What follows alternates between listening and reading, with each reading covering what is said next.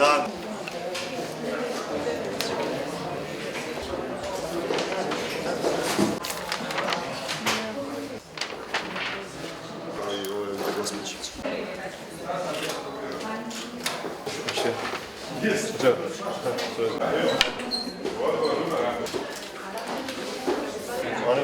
Ajde, zajedno.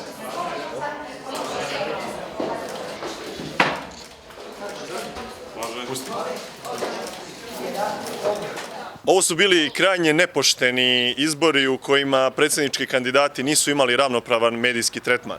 Postojao je samo jedan predsjednički kandidat vlasti i tortura vladajuće stranke protiv svih onih koji drugačije misle.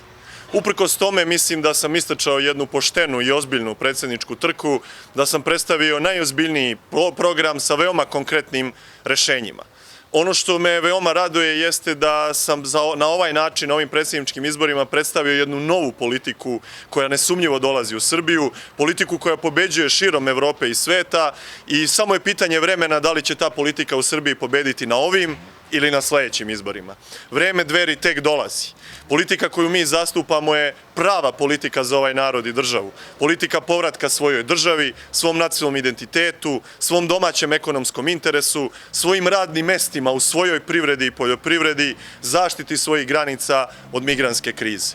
To je nesumnjivo politika koja je danas najsavremenija evropska politika i ja se radujem što sam bio njen nosilac i njen zaštitni znak na ovim predsjedničkim izborima. Uveren sam u svoj dobar rezultat, uveren sam da je ovo samo još jedan korak dalje u političkom razvoju Srpskog pokreta Dveri i bila mi je čast da predvodim jednu sjajnu ekipu ljudi koji su dali sve od sebe da građanima Srbije donesu novu nadu, novu politiku, nove ideje i nove ljude. I siguran sam da je to jedna dobitna formula za budućnost srpske politike. Dosta nam je onih koje gledamo 27 godina, vreme je da dođe do smene političkih generacija. Ja sam potpuno uveren da su ovi predsjednički izbori jedan veliki početak smene političkih generacija u Srbiji. Ja sam predvodnik jedne nove generacije srpskih političara i naše vreme tek dolazi.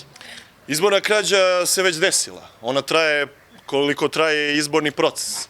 Ako predsjednika vlade i istovremeno kandidata za predsjednika Srbije imate sa 92% zastupljenosti u informativnim emisijama na velikim beogradskim televizijama sa nacionalnom frekvencijom, a svih ostalih 10 kandidata zajedno imaju 8% zastupljenosti, onda vam je valjda svima jasno kolika je zapravo izborna krađa ovde se već dogodila. Postoji razne druge nepravilnosti, počevši od neažuriranih biračkih spiskova do antiustavnog, nezakonitog uputstva o glasanju na Kosovu i Metohiji. Samo na osnovu ovakvog uputstva RIK-a o glasanju na Kosovu i Metohiji ovi izbori moraju biti proglašeni neregularnim, odnosno moraju biti ponovljeni. Ako ćemo da poštujemo odluku Ustavnog suda Srbije koji je 2 puta takvo uputstvo RIK-a proglasio neustavnim. Dakle, ovde je toliko elemenata neregularnosti da je zaista veoma upitan čitav izborni proces. Naravno, vidjet ćemo kako će proći i sam današnji izborni dan, ali ono o čemu ja neprestano govorim, ne krade se na izborima samo na izborni dan.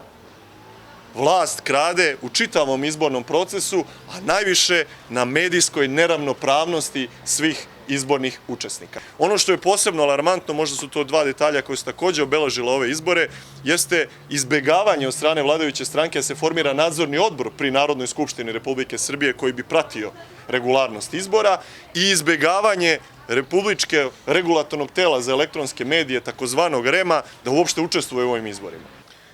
Mi smo već videli kako izgleda Srbija pod vlašću Aleksandra Vučića. Smanjenje plata i penzija, povećanje poreza, taksi i akciza, nikakva borba protiv kriminala i korupcije, 5 godina vlasti Srpske napredne stranke bez jedne jedine sudske presude koja je okončana.